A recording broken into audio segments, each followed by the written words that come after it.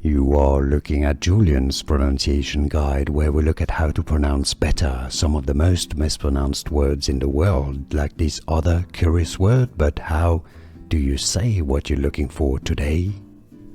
We are looking at how to pronounce these words, and we'll be looking at how to say more confusing vocabulary as well in English, so stay tuned to the channel to learn more. The top word. In English, British English, it's said as theatre, the-a-ta.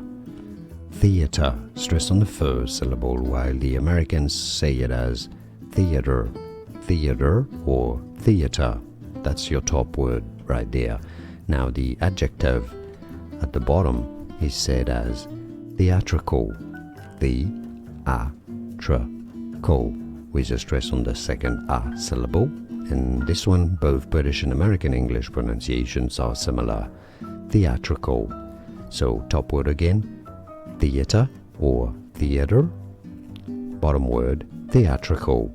It's easy, and now you know. More videos for you here to learn more correct pronunciations. Like this video if you found it useful, appreciate the support, and thanks for watching.